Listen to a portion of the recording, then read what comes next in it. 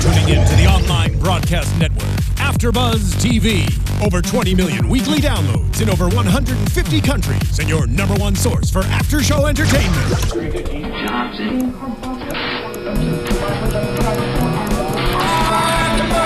AFTERBUZZ TV, the destination for TV superfans, producing aftershows for over 300 of your favorite TV shows, interviewing celebrities and showrunners, and bringing you behind-the-scenes exclusives. All thanks to E! Entertainment's Maria Menounos, producer Kevin Undergaro, and internet leader Akamai. Now, let the buzz begin!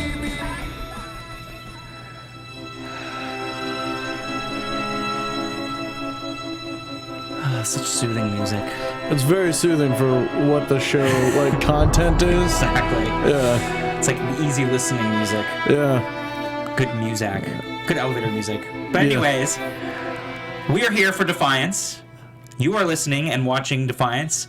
Season 3, episode, is it 6? Yeah, episode right? 6. Six recap, because that beginning still throws me off with that 1 and 2 crammed as one. Yeah. Episode 6, Where the Apples Fell.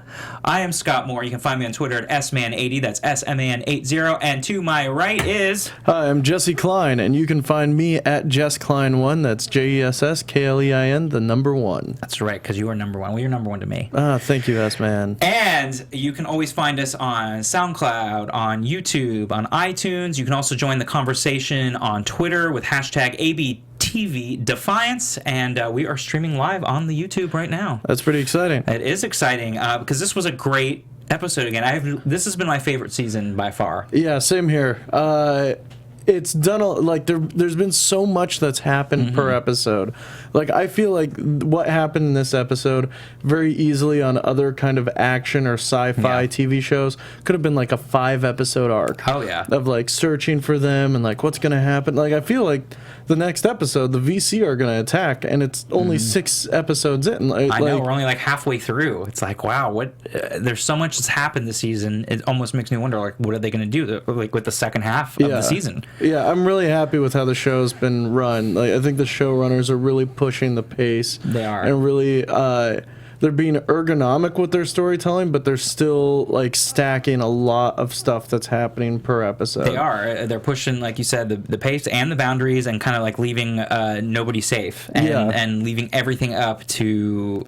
happening. Yeah, and a lot happened this episode, 0 visual effects, which means they're saving up. Yeah, and I know they're saving up. I know. I'm just thinking about their budgets. Okay, we'll keep it to the end now. We'll save all those fancy special effects for later. Definitely not for the arc blowing up. No, exactly. They're well, since that's just kind of a throwaway now, they just threw that away a couple episodes ago. Still not expecting that. Yeah, so we'll save the graphics for the more important things. It looked like Sci-Fi Channel circa 2004. But again, I think this was a really well-paced episode, and really good storytelling this entire episode. I think there were a lot of themes underneath the action that were really interestingly told. And what I really liked is the fact that we basically opened up right where we ended in the last episode. Yeah. And I really love that when shows do that. It was not even waiting and coming in with a different scene, but just picking up right where that last scene was at the end, and that was great. Yeah. So. I thought that was a really great way to keep the pace. Yes, and keep that continuity and just pick right up. I love when shows do that. I really, really do. And this was great, but you knew that Stama and Daytak were going to have to put Alak back in his place. Yeah. Well, I think that kind of style of just leaving exactly where it left off is becoming more prevalent because of Netflix and Hulu, where people are sitting down and in 2 evenings watching an entire season of a show. So being able to have it's a new type of storytelling where people are now writing and making shows so that you can watch all of them in 3 or 4 sittings. It's a good point. So you can binge watch and you're not doing anything. What happened on last week's episode? Yeah. It was always this funny thing, and they kind of took it over the top of the show called Soap back in the 70s. Did that it was this is what happened. They basically replay the entire thing. So and now storytelling has to be different. You have to be a little bit edgier, and you're not going to necessarily jump around and do stuff and having to recap like you've had in the past, because like you said, people are binge watching, and it's appreciative too. It's let's just continue right on where we left off. Yeah, and and not have to do any of the... And they left off in a straight up just brawl. Yeah, which was great. Yeah. And again, I love that. I love the opening and just let's start off with the action right away. Yeah, it felt it felt like these are three people that are related to each other and have gotten kind of in fights before. Yeah. But this was just like a Donnybrook. This was just a brawl that happened in there. Like this is a real life family feud, not like the game show with Steve Harvey. This was real. Yeah. There was a major family feud going on here. And Stama had a great speech in there about like what she was willing to do for her family and like why Christy died and all of that. And like it was just mixed in between like just kicking people when they're down. I loved it. I even wrote here like Stama put him in his place. Yeah. It was great. And then Adina ruins it all by getting Nolan. I know. That was like, oh God, you had to bring him in to their business.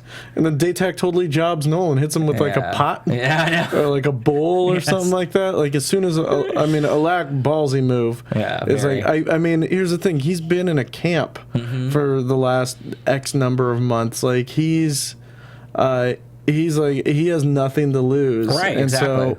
So I was impressed that he was just like, oh yeah, they're traitors. They're the ones who blew up the ark. And then immediately it was just like, hit him with a bowl. Yeah, but you're right. He has nothing to lose, and he's still coming off of being incredibly upset by still feeling like his mom killed, which for all intents and purposes she did, killed his wife. And he's still dealing with all those emotions and obviously coming out of this camp and everything. So he reacted. I still wasn't expecting it to happen at the end of last episode and then into this one that he's going to react so violently, like right away. Yeah. But it was great, and it was funny to see Daytak fighting him back and like trying to put him back in his place. And they also learned the baby's name, which I didn't realize, again, as being the audience. Yeah. That Daytak and Stama didn't actually know his name. Yeah, they never learned the baby's name. Right. Yeah. So they were kidnapped quite quickly. Yeah. They were all like, everyone's been kidnapped, and that baby's been tossed around. Yeah. Quite a bit. But I thought it was fascinating. I'm like, okay, so they didn't know his name. I like that kind of like very brief moment of peace and quiet where it was like, oh, Daytak's a grandpa, when he was like, Luke is a good name for his son. Yeah, that and I was like, moment. And it was like, oh, maybe things are gonna be okay. Yeah. And then they were not. They were not. No, they were not. And we knew that was gonna be short lived. But well, the entire time I was watching, I was like, this is how we're starting the episode. Right at the very top. How do we escalate and heighten through this? They found a way, but I was not expecting it to go. I didn't. I thought that it was just gonna go down from there, and it was gonna be kind of a transitional episode. But I was wrong. But I was glad that they brought up the grandchild's name, because it's too easy as the audience to forget that the characters don't necessarily know because we've been along for the ride. And it's one of those things that does drive me crazy when things aren't brought up or they're assumed or like, oh. So I like the fact that they did take the time to actually remind us that, no, they actually didn't know their grandchild's name, and I think that was important. Because those are little details in storytelling that are easy to drop, and so I really appreciate that when they remember to do those little details. Yeah, I agree. I think it was kind of interesting to see Stama and Daytak, just even if it was a moment in between beatings, like act like grandparents just for a second. Yeah. I think that was a really interesting way to kind of rest the action and then bring it back almost immediately. Yes, exactly. And it was a good transition there. And then we find out about Berlin too. I didn't know about this. Do you know anything about her ex with Conrad von Bach? Yeah, like the selling the arms, and I wasn't as familiar with all that storyline as much when I don't remember any of that from Berlin. That they're acting like it's knowledge that we already knew. That's what I was thinking too, and I don't know if I remember knowing that. But I'm wondering if it's a character from the video game that used to be accompanied with the show. Yeah, because it seemed like it was like one of those things whenever they used to do that when they had the online game going. Kind of concurrently with the show. But yeah, if you guys know out there, let us know, because I know you do. But I wasn't familiar with that, with her ex and the selling the arms as much, and it did come across that we were supposed to know that. All I know is that Conrad von Bach is like the most Nazi name I've ever heard. It's such a great name. There's so many great names, and that's, I think, perhaps one of my favorites now of the entire series. So I wonder if that guy's a bad guy. Yeah. Conrad von Bach? Yeah, it's such a great name. I think I should use that as my stage name. It's so great. It really just has that good, powerful name. Evil. I like Nolan kind of like saying like, look guys, this is a manhunt, but we're not killing these people. We need like really, because I hate it when like people just like, yeah, let's just go kill them. It's like, no, they have information that you need, and like really, like this is the first time it feels like Defiance has any sort of leverage, even though the TARs don't actually know the battle plans. But this is the first time I think they have some hope, some leverage. Like if they know where the attack is coming, that gives them an advantage. Absolutely. Yeah. Absolutely. And you're right. And it's too easy to say that, but you need to ferret out this information. And obviously they're not going to kill them right away either. Yeah. Because they're lead characters, but that goes without. That's a whole other thing. But in general, you wouldn't do that. And speaking of general, we learned a lot too from Rom Talk. This his story, this episode was screwed up. I mean, I loved meeting Vulubella. I love that too. I thought she was a really cool character. Yeah, and I wasn't expecting it either. Yeah, and like his wife, and it's like, oh, this guy, it's so easy to just make Rom Talk a bad guy, and he's just a general bad guy. It was General Rom Talk, but he's also a general bad guy. Yeah. And like to give him a wife, to like see him kids. Yeah, to see him interact with someone differently than how he's interacted with anyone else in the show. Softer, and have this backstory that he's this regular citizen with a regular life and regular job supposedly back there in Brasilia, and just to see that was like, wow, I had no idea he had this whole entire kind of backstory with a little bit of layers to him. Yeah, and in the same breath, it's kind of easy. It was also easy to kind of just like blanket make the VC bad guys, right? And they're just straight up bad guys, right? And they have an agenda, and we come to realize that they don't. Like, well, they do have an agenda, and part of that agenda is not dying in another war. Exactly, like that they don't have this evil agenda that he is supposedly leading. This crusade that he's leading is not necessarily approved by the VC. Like you said, they don't want to go about it. You're right. They don't want to go to another war, and you didn't realize that. And I'm thinking when she comes into town that maybe she's on his side. When we learn more about this and realize that she's not, and she wants him to come home, it was like, wow, this is fascinating because I was not expecting it. Because right before he's doing this whole great like political speech about getting the pink meats and like all this, and the heads are not getting as many heads, right? Like great like political speech, like we're home and we're gonna go and get them and we're gonna ride into town and all this great like political stuff, and then to find out that that it doesn't really have the support behind him. Yeah, and now that we know that, he kind of reminds me of the main antagonist in Apocalypse Now, where he's this general who's gone rogue and doesn't even know what the war he's fighting for anymore, like that kind of thing. And it's really interesting to see that now, like, this isn't the VC. These are some rogue agents that are kind of spreading this violence further into a zone and like could start a war. Right. Yeah. Right. And but also it made me think that they don't necessarily have the manpower or the alien power, whatever you want to call it, like the support that I thought they did, because I really thought they were backed by the full support of the VC, feeling like they could have replenishments of troops and artillery and machinery, and then they come to realize that they really don't have this backing, means that maybe they're not as strong as you had led to believe in the first couple episodes. This is getting into predictions, but I see a world where his attack on Defiance is very anticlimactic. Like where they go into attack and like it ends almost immediately. Yeah, I mean that's sort of what we're getting, because now we're only in the middle of the season, so it makes me wonder like what other twists are they going to have, because I am starting to feel the same thing with the Defiance, with the arc being blown up so nonchalantly and it's not a big deal. Now I'm starting to think maybe this won't be as big of a deal as we think. Because he's not going to have the strength to be able to do that, and we're going to have the alliance again with the Omex and people in town to be able to stop this. So it'll be interesting to see what happens. But it was fascinating to learn so much about him, to return back, and the vice chairman, Bosk, and everyone and the VC power wants him to stop. It was great to learn that. Yeah, that was a really interesting interaction. Someone who we've seen is has basically just been military and like destruction and death. And thinking, you know, they had all this behind him. And to me, he kind of comes across as sort of like a cross between like a little bit of the Nazism, a little bit of that manifest destiny, because he says this is our home now. Like, sort of that mentality of like, oh, we can just take whatever we want. And then also kind of that religious crusade as well, because he even calls it a crusade of like sort of feeling like his people, his alien races are the only ones that are legitimate and should be around. And so he has kind of a cross between all of those and that mentality.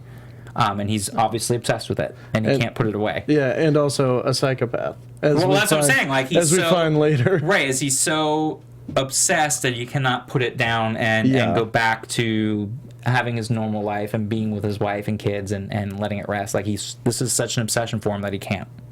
Yeah. And he'll do whatever it takes. Yeah, for sure. I think it was a good episode for us to see like what depths he has gone to, because later on in the episode, some screwed up stuff happens.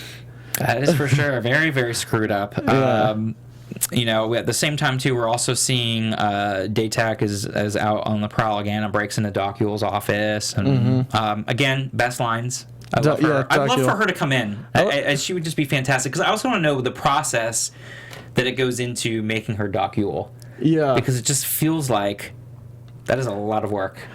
We were reminded this episode, it's so perfect that her character, like her first name is Meh. Yeah. Because that's just how she responds to everything. I honestly was upset with her forgiveness of them. I wasn't satisfied by her just saying, you know, like they were doing it to save a life.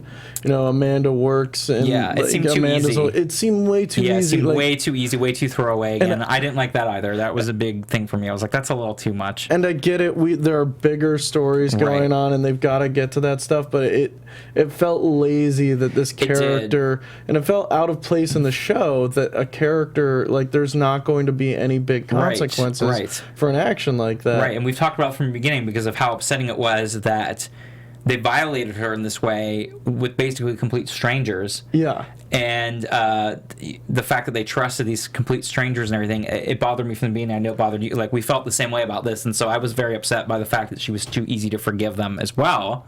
Yeah.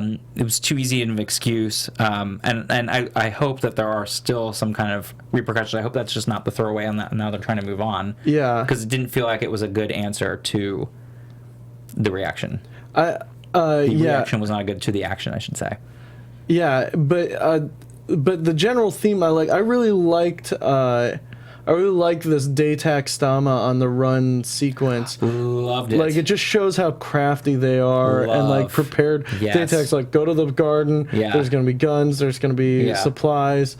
Stama ices a guy there. She just stabs him a bunch of times. Fantastic, yeah. And takes his gun. Seeing Daytak like interact with Doc. So kick-ass, like, you know. Yeah. You don't mess with Stama. You don't.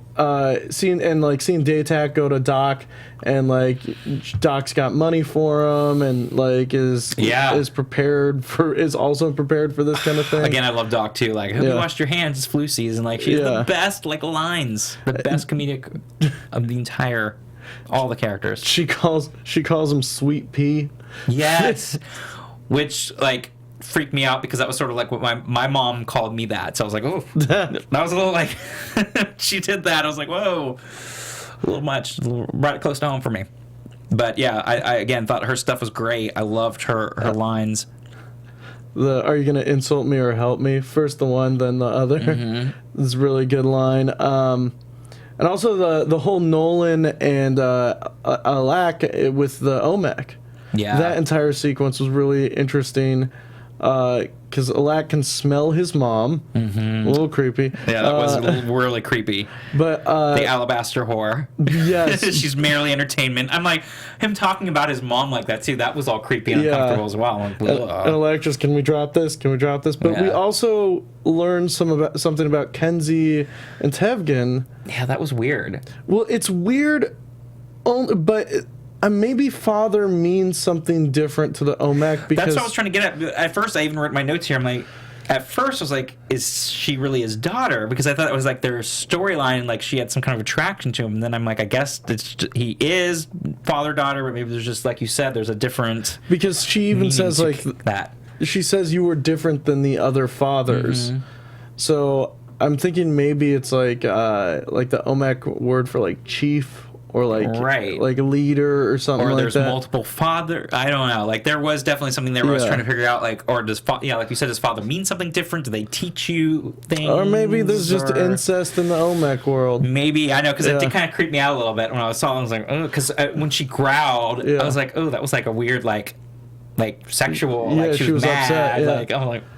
And this hits on a trope that really bothers me when there is an argument about like, oh, you were gonna cheat on me, or like you thought that, like in TV shows and movies in general, where like one partner is like, you were gonna cheat on me with that person, or like you thought that person was hot, and the other person's like, no, I didn't. You're the only one for me. Then immediately they're like, okay, well then let's have sex now.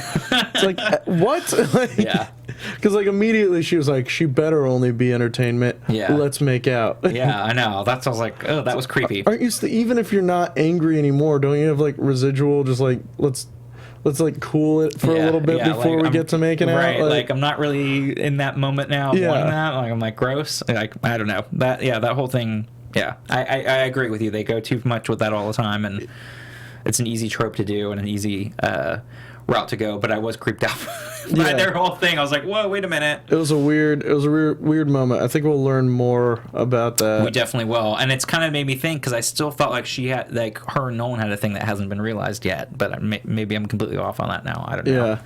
I don't know. I don't know what's going on with them now. Yeah.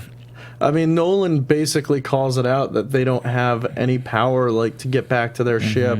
And like once again, the detective knows everything. Yeah, he's our detective for the series. It's like if you wanted to, you even couldn't. Like you just don't have the power. Right. Like, getting here was mostly gravity. That's the easy part. Right. Like now you have to propel yourself out of gravity. Can you do that kind of thing? Yeah. I thought that was really interesting.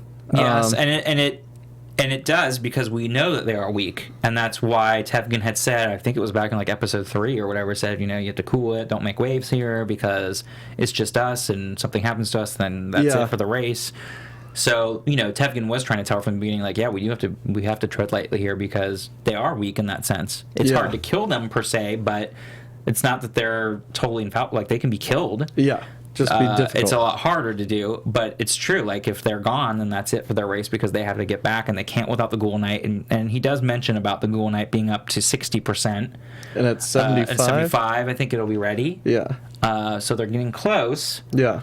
So we see that's coming to a head as well. So it's sort of like it's all kind of ratcheting up here with between that and the VC, or General Talk and his people, his aliens war. And so there's a lot of stuff coming to a head in the next couple episodes that we're going to see, but that's definitely one of them. Like, they're getting very close now to being able to escape. Yeah, which to me sounded very fast, but then we learn later on that when they were on the run, when Alak and Pilar were out in the wilderness, that was for 7 months. Right. Again, we don't know exactly the exact timeline here of how much time has elapsed. Yeah, because it did not feel like it felt like a couple days. Yeah, it did not feel like 7 months. No, it didn't, and it still felt like it was still winter. Yeah, but maybe there's global cooling now. Yeah, something like that. They keep saying a mini ice age now in 2030, so who knows? Maybe there's a mini ice age now after the Pale Wars. Yeah. Blotting out the sun. But anyways, yeah, because it still felt like it was winter. I'm like, how much time has passed? It hasn't seemed like that long. Because then, like we were saying earlier, I don't know how long Alak was actually in there. In the VC camp either. So, I mean, obviously it can't be too long because Luke's still a baby. Yeah. It's not like he's walking around. Yeah, he's still a baby Luke. To me, that's the best kind of taker on time. It's just the fact that the baby is still a baby. Right. It's like, how is the baby? Because I really do feel that in real life anyways. And I see friends with their kids. I'm like, oh my God, it's been 2 years, because now your kid is like talking and walking. Yeah. Whereas like when I just see a friend 2 years later, everyone looks the same. So to me, the baby's the best timeline. By the way, it's still small. Luke had some very cute moments in this show. Like today, he had some very cute moments. there was a couple times when like the parents were arguing or whatever, and he was just like, ha. I was like, ha. Emmy award-winning moments for baby Luke / Bear. Good acting, baby. Yes, way to go. And then Alak and so like Doc is driving Daytac to meet up with Stama, and Berlin spotted them, so they're tailing him so that they can get them both at the same time. And again, Daytac, like, yeah, he's a scumbag. Yeah, he like tries to like, you know, make sure like Stama is a second-class citizen in his home, like all that kind of stuff. But still, like, he's like, I'm running so that they don't catch Stama. Right. And like, okay, Daytac, like, classy move. Exactly. He gets caught. And then we have that cool kind of interrogation scene where they pretend like they're gonna shoot. Like Nolan pretends like he's gonna shoot Alak, but it's just to get Daytac to like confess whatever he knows. Yeah. I thought that scene was awesome. No, that was awesome too, but it was like I was watching him, like, he's not really going to do anything to Alak. And then afterwards when he was like laughing so maniacally when Daytac was laughing maniacally, I'm like, okay, now that's like overkill for the reaction, but okay. I thought that was awesome. I thought that was a really interesting and like it felt like a very visceral response. Like he was just so relieved that his son was never in in harm's way that he was. But did you think he really was? I didn't think he was. I didn't think he was, but I 100% believe that Daytac thought he was. Right. Yeah, I could see that. I mean, he had to, or the fact that he had no power in that sense, and yeah. That was scary. So I do get it, and you do see that moment where he's scared. He's like, "That's our only child," and yeah, I mean, he begs Nolan. He calls Nolan by name. Yeah, and begs him. Not to. And who knows? Yeah. We don't know how it works in caste-within culture. Does someone go through menopause? Like, what happens? Can she have another kid? How does it work? I don't know. Either way, it's still their only child. Yeah, so. I 100% believe that. It's not like she's going to start over again. Yeah. I 100% believe that Daytac thought that Nolan was going to kill him. I'm sure at that moment he probably did, or wasn't sure what was going to happen, but I didn't. I guess because as being the viewer, I wasn't feeling the threat as much, because like Nolan's like Amanda in the sense where I always feel like they're full of the threats when they don't actually do anything, and Amanda's the same way with Daytac. But whatever it took to get him to tell what he knew, they got what they got, you know. Yeah. And he's naturally relieved anyways that his son's not hurt, especially after all this, and he just gets his son back out of the camps. And I like that Daytac was a part of it. Like, I thought, I'm glad he was in on it and wasn't for real thinking he was in danger as well. Alak was part of it. Yeah, that was good. It was good. I just thought it was a little like his laugh afterwards, and it's all like, oh my god, like it was funny. Yeah. But then back at the VC camp, things are great. Vulubella is dead. Yeah, that was so creepy too. It was like the sex scene leading up to it was so creepy. Yeah, it was. And then after, when she's like sitting there, I thought, oh, she's sleeping. Like, it took me. I wasn't expecting him to have killed her off. I knew she was dead. I knew she was dead as soon as he was like focusing on the heads and not her when he was having sex with her. It was like, oh, he's gonna kill her. Yeah. I was not expecting that. So I was not there. I was like, this is an episode of Psycho. Like, this is something happening. Yeah, that was definitely creepy, and goes back to his obsession that you just cannot move beyond this mission of his. Yeah. To the point that he would kill his own wife to continue doing what he feels he has to do. Straight up psychopath. Yeah. And was told that if he moves on Defiance, the VC will try and stop him. And he still doesn't care. Yeah. So yeah, he's crazy. So it's interesting, but it adds that other dynamic again. Like, are the VC gonna kind of swoop in and save the day? And or are they gonna be against him? I mean, like, it's interesting, the dynamic now, because now you have this other layer that we learned. Yeah, well, it's, for him, like, it's a classic, like, Moby Dick storyline where, like, Defiance represents something to him. It represents the promise. We kind of got some very interesting background on the VC, like the promise that this world was going to be theirs, that the 7 races were going to live there, that the Votans were going to have a place to live, and then when they got there, what they got was war. Right. And like, and she even says, like, should humans suffer because of our mistakes? Yeah. And it's like, well, someone should. Yeah. And it's obviously, like, the Votans should be the ones who are held responsible for this, but instead he's going after Defiance, and, like, Defiance represents that kind of failure that they had, and the fact that they had so much promise going there. Right. I mean, they what is the Cassie government? They called it a Quanyo Giendo, sort of like the Manifest Destiny kind of thing, where it's like they're proclaiming that's a Votan world, world alone, and that they have this authority to do that. And like you said, like realizing they can't, and they don't want a second Pale War, that they feel that they have to try to live in peace with this setup. Yeah. And instead of trying to take over. So yeah, it was good. It was a good, fascinating thing, but he's still stuck on that.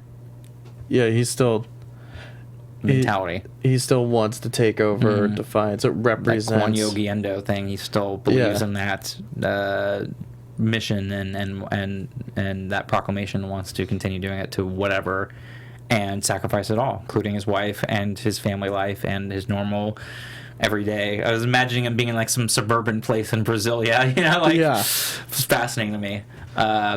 Being a family man and all that stuff. So he's giving all that up for this mission. Yeah, it's feeling very much like a kind of Custer's Last Stand kind of thing. Except, I mean, he's not outnumbered. But it feels like he knows he's going to lose this. Yeah. And he's still going after it. Like, there's some part of him that realizes that this is a failed mission. A lost cause, yeah. And that... But he's still just kind of blindly going after it. Yeah, he believes in it so much he's going to go to the very end. Yeah. Yeah. Also, we got another brawl that happened at the very end. Another Donnybrook. At top of Act 3. I love this, by the way. This, to me, with the Stama and Amanda fight, I was like, this is Dynasty. Just add a little more shoulder pads and a little more makeup, and you've got like Alexis and Crystal Carrington going at it. Like, it was fantastic. It was like one of the best like 80s like girl fights, and it was fantastic. I loved it. It was just a straight up brawl. Like, it felt like a real fight. Yeah. Like, there wasn't any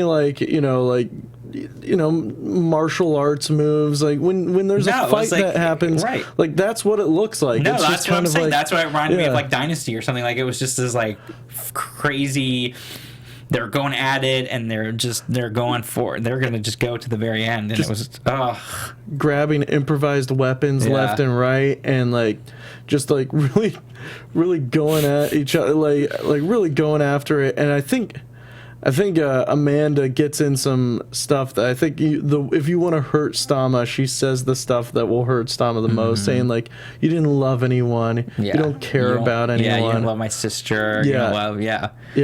It was like that's the way. Like, you're not a good mother. Like, look how great. Like, your son hates you for what you've done. And he was in a war camp. Yeah, like, just like all of the stuff you want to say to really get to Stama. And like, there were like 3 knives in the fight, and like 1 gun, and definitely a few pots. And like, if you live in Defiance, just don't have potted plants. That's the rule. That's the lesson to learn, because it'll be used against you. Yeah. Or letter openers, because Stama gets stabbed, and but she ends with like, I love the thing. She was like, I could have blown you up when I blew up the arch. First she had the upper hand. Yeah. So she has her, and she could theoretically have killed her. And you're right. She had the best line there. It was like, it would have been so easy to blow up the arch with you still inside, but I chose not to. Just as I choose not to kill you right now.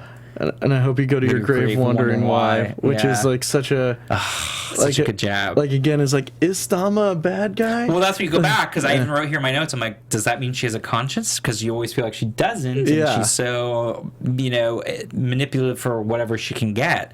But in this case, it sounded like it, or what is the reason why? Like, what did you think? Like, why didn't she kill her? I think Stama and Daytak didn't even think of themselves as traitors until this episode.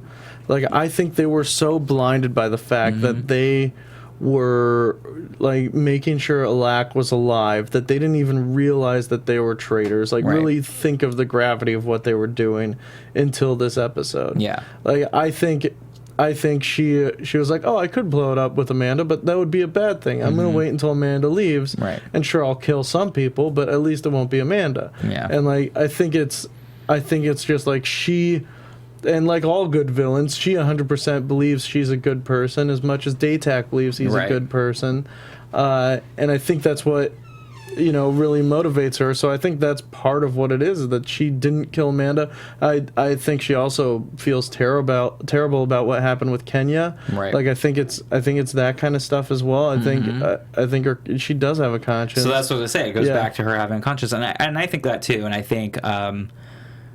Again, the great thing about this show is that they do give, especially in this season, we've been able to kind of peel away these layers on these characters, and they're complex. And yes, nobody is perfect. Yeah. And you definitely see that they have motivations and everything. But, are Daytak and Stum are really that bad? Or they have a lot of motivations on leading them to do things that aren't necessarily good. But overall, they're not bad people / aliens in general. They have a conscience. They have loyalty, as we learn, and like Daytak has loyalty to the town as well. They do love. So they have things, but yes, they can be manipulative when it comes to protecting themselves. But does that necessarily mean that they're bad people? Yeah, well, I think it's what makes this. Right. I think it's what makes the show interesting. Why we keep watching it is because all of these characters, like, you can make an argument that Daytak is the main character of the show, and out of context show examples of why he's the the good guy, the main character of the show. Right. And you can make an argument that Nolan is the villain of the show. Absolutely. And like out of context show things that he's done. Absolutely, to show him as being a bad character, and but it goes back to, like you said, the perspective. Yeah. But at the end of the day, they're all flawed, and nobody is, just like no person is perfect, and so you're seeing these different layers, and some people have more manipulation and things about them than others. But overall, I did learn. I was like, yeah, I think Stum really does have a conscience, and overall, she's good. And we saw that with this fight, which I thought was great. Yeah, it was a great brawl. Yeah. It was like, to me, it was the Dynasty stuff. I was like, I love this. Which ends with Stama stumbling out with a letter opener in the gut. Yeah. So she had a pretty serious wound, and she goes right there to Stama. I mean, to Tevgen. Because, obviously she knows he's powerful. Yeah. And maybe he can help heal her. Yeah. And obviously, she knows Daytak is captured. Yeah. Because she got away. Yeah, she knows that. So she knows that she can't go home, and so she's got to go. So she goes him, and that's like the very end of the episode. But of course, we have all the other stuff too, where we have, Nolan having that conversation with Alok at the bar. Yeah, and the conversation he had with Daytak and Holden, which I thought was really, thought was really cool, because it connected them again. Because then they're talking about Rafe, and I love that moment when he talks about Rafe dying on his feet. Yeah, so sort of like they have this connection again, which to me again strengthens the Tar's connection to Defiance, and how at the end of the day they're going to want to protect this town. Yeah, and all said and done. And we find out that Daytak's going to be hung. Yes. Yeah. Yes, that's his punishment, is he's going to be hung. And it was, he was like, he's going to he's going to be hung for treason. Yeah. So we're like, we'll see what happens with that. And of course, going back to the VC, we see again Talk basically admitting that he's losing touch with the reality. He says it, you have to forgive me, I'm losing touch with what's important. Yeah. He says that to the corpse of his wife that he killed. Yeah. So we see that he's slowly even going more crazy than he already is. Well, what do you think he thinks he's apologizing for? Because I think he was saying, I think he was apologizing that he had been kind of swayed by his wife for a second. I don't think he was apologizing to his wife. I think he was apologizing to the cause that he is. Yeah. No, that's how I took it too. Okay. I'm losing touch because he had that moment of like, oh my gosh, I was almost gonna go back with my wife, and I'm like, I did. But again, crazy. Yeah. Like talking to your dead wife about that, crazy. But yes, I did. I thought it was like the cause, like he had almost walked away, because I really did think maybe she was going to convince him, and then there was going to be no fight, and that was going to be kind of a letdown. But I was like, that's a good turn to the left there in the show to say, okay, now he's like walking away. because he's gonna go back with his wife at least for a little bit, you know, like, so I think it really was. He was thinking, he almost took that step and was like, I'm gonna go back and be the family man, and it's not worth it. So yeah, right there with you. And then I love his last line, like, BB, put on some coffee. Yeah. It's time to burn the city. Yeah. I want to know, like, what does the VC drink? Do they run on Dunkin'? Are they Starbucks? Do they use a Keurig? Like, what do they have to use there in that time period? What is their coffee? Is it organic, fair trade? Well, I mean, we have to assume, you know, that no one's growing coffee anymore, so it's got to be just what's left over from the earth, from us. Human stockpile. Yeah, so it's got, I mean, the most popular is Starbucks, so probably just, so it's just all the Starbucks stockpile. Is that what it is? Yeah. Or McDonald's, I guess. There's probably a lot of McDonald's coffee still around. Yeah, sure, 7-Eleven. 7-Eleven. So I wanted to know, like, what coffee is it? Tweet us. What coffee? Tell us. I think I actually wrote, I can't think of his name, the actor that plays, and I haven't heard back yet. I'm like, what kind of coffee do they use? Do they run on Dunkin'? Where they're Dunkin', you know? Like, I tried to look up St. Louis coffee places, and I was going to come up with a few, but... That's the kind of stuff I look into. See, that's the important stuff. Yeah, that's the stuff. That's the important stuff. Yeah. What kind of coffee Scott is the VC goes into drinking? all of your coffee inquiries. He'll find it. That's what I want to know. Like, what are they using to get through their days of crusading and taking out the pink meats? Gotta have some pretty strong coffee for that, I would think. Yeah, I think you just gotta be up for it. You gotta drink the coffee black there. Yeah. Gotta be awake. Maybe a little bit of Splenda. One packet. One packet at the most. And then so just cut off a head. That's right. Just enough to be able to cut off the head without shaking too much. You gotta have the balance there. Yeah. So before we go, well, I guess we might as well move into predictions then. Sure. And now, your AFTERBUZZ TV predictions. Ooh. What are you thinking here? Okay. To go into episode 7 as we go to the second half of the season now. Okay, my number one prediction is I think Alak is going to become a lawkeeper. Interesting. I think there was kind of a moment Nolan calls him son even there. Yeah. I think Alak is kind of looking to prove himself. Mm-hmm. I think that's going to be a place where he can find himself. He's kind of taken on Nolan as like an avuncular figure. Mm-hmm. I think that might be where he's going to go. Interesting. Okay. I think I don't think Daytak will hang. I agree with you on that one too. That was going to be one of my predictions. I definitely don't think he's going to be hung. No. I think he will either heroically save Defiance somehow and die, and become kind of a legend or a martyr, or he will heroically save Defiance and then use that to kind of barter his way back into power. Yeah. One of those two ways. Yeah, I was wondering that too. I'm like, since nobody's been safe this season, and I can't imagine they would do this, but you see that Stamma's very wounded, and you see about Daytak, if not going to be hung, but maybe does something and gets killed. Could we possibly lose both of these characters, or at least one of them? I mean, I think the direction we're going in. I think if Daytak dies, it's a hero saving Defiance. Well, no, I agree with you. I think it'll be in a positive situation, and that he's not going to be hung or hanged or whatever. I think that's the appropriate word. Items are hanged. Humans are hung. Right. Okay. So humans are hung. Items are hanged. Yeah. Okay. See, I learned. You really do learn something every day. Yeah. Okay. So if he's hung, I don't think that's going to happen, but do you think Stamma could necessarily be killed, or is this wound going to be enough to where she's going to recover, or... I saw, it's kind of cruel of me, but I kind of saw like a moment where maybe she was going to be like, please help me, Tevkin, my lover, and he's like, yeah, sure, I'll help you, and then he just eats her. Like... Well, well, that's what I'm saying, like, because nobody is safe, but they're such great characters, would they do that? But you're right. I mean, you could kind of see that happening, and then you could see Alak being a lawkeeper and kind of being like Nolan's son, like you said, he calls him that, and they have some parallels, and Nolan's kind of talking, they're talking about parenting in that scene, like could he kind of theoretically take the place of dad?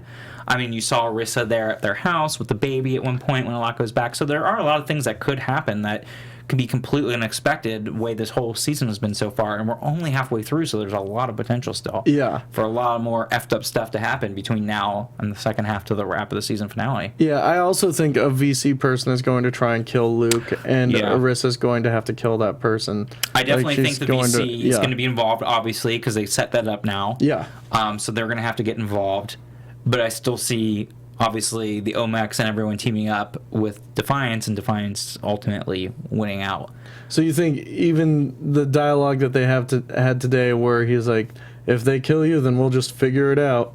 Like, you think the Omex are still gonna? I'm kind of convinced that the Omex are just these agents of chaos, and like we keep on banking on them doing the right thing, but so far they've only done the right thing one out of like 5 times. I do, but maybe it's only because it's gonna help them be able to get out. But like we've talked about in previous episodes, I don't know, are they gonna like, help and then peace out, or are they going to end up staying in town, or is their ship going to get destroyed in this war? I mean, there's still those things out there where I could see it going either way, but I feel like their ship's going to end up getting destroyed, and they're going to be stuck in Defiance, and so they're going to have to help out and win that way, because I feel like the VC are going to come in, and the VC are going to align with Rom, even though they don't want to, but they're going to have to try to protect their people. I think what might happen is the VC will come in and destroy Rom very quickly, and then kind of have a shaky alliance with Defiance and be like, "We're sorry this happened.